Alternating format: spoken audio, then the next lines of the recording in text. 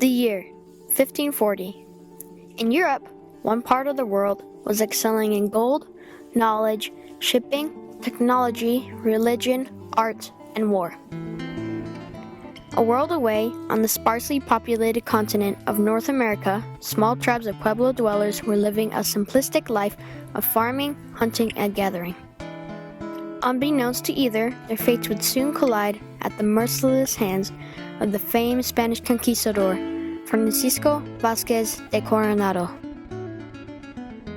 Coronado was born into a noble family in Salamanca, Spain in 1510.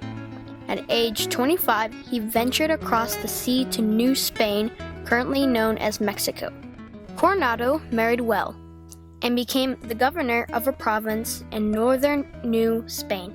He used his political power and money to assemble an army to find the legendary 7 cities of gold, also known as Cibola.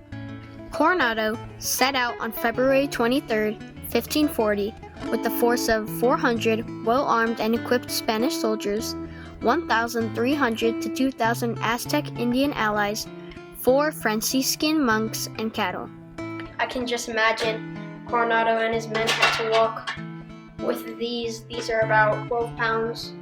Breastplate is about 13. And then musket, maybe 60 or 50 pounds of armor. Whenever the European expeditions came over, they kept really good records about all the things that they were bringing. And Coronado was really the only European to bring a large number of these. So for crossbows, they call the arrow a bolt, and then these little metal tips are what we find that help us know that Coronado is. Yeah, because he was there was no metal as so far as the Indians. Coronado was very powerful and very successful in his conquering because he had guns and steel, which were very strong. And one of his weapons would be the sword. Only about 300 men carried these swords. One of the biggest things that struck fear into the Indians was probably the gun. This new thing that would kill people from a very long distance, powerful, loud, explosions, and I can imagine how terrifying that would be. Pueblo people in North America lived in smaller communities near water and other natural resources. Their lifestyle revolved around harvesting crops, hunting for food, and tribal rituals. Native Americans back then were up to 4.8 or 5.9, pretty short, but it was all they had. And if you look near the bottom right here, it's more of a mud ball. They would just burn the dirt, and before it's ash, they would add some water, maybe some other stuff. The women would just spend most of their day just patching the house. I toured the Coronado State Monument near Albuquerque, New Mexico, to find out what Coronado saw when he arrived at this very pueblo.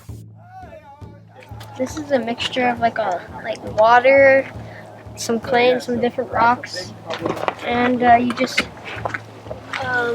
we're just patching this old kiva building with some of this because, as you can tell, that part right there is soft, and then it just erodes. Learning about how the Indians lived was very exciting. Pueblo life included rituals where native men were the only ones allowed in the kiva. What they would do is conduct ceremonies, songs, prayers, chants, dances, or whatever, associated with the kachina that represents the event they're requesting assistance for from the spirit world. Some peaceful interactions occurred. However, Coronado's need for shelter and supplying thousands of men and cattle with food led to more bloody conflict. I think it started out with high hopes on both sides, but it deteriorated very quickly.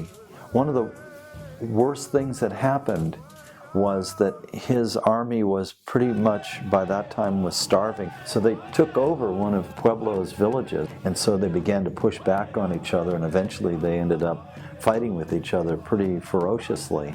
or his entourage visited the village, and a lot of them opened up their arms to them at the beginning, let them in for food and for shelter. But eventually, so many of them came into many of the pueblos that there was conflict. You just can't support 2,000 people in a village that can only have the capacity to support maybe 300 or 400. After and during a second winter in New Mexico territory, Coronado pushed east through what is now Texas, Oklahoma, and even Kansas. Evidence of this expedition can be traced by archaeologists. Like most people, we make trash. And so that's what archaeologists study, is we study the trash that people left behind. And so you can imagine when Coronado came up, he brought a lot of new things, a lot of things that you don't typically see here, like metal, also specific animals like sheep and goats, and cows and chickens. And so we have lots of things like that he's left behind in these archaeological sites as well. But most importantly is he left behind those crossbow bolt heads, those arrow tips, and that's what really helps us figure out where Coronado was at and find his trail through the Southwest.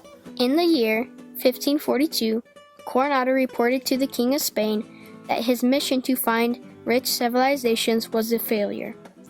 He returned home to New Spain with much of his army. Although Coronado's mission to find gold was clearly a failure, an exchange occurred that is important to this day. For sure, this was the first time that horses came back. For sure, it was the first time that sheep, goats, pigs, cattle showed up in the Southwest. Absolutely, for sure, it was the very first time that Pueblo people, the native people here, ever saw a European. It was the beginning of intermarriage, and it started when those people came on this expedition.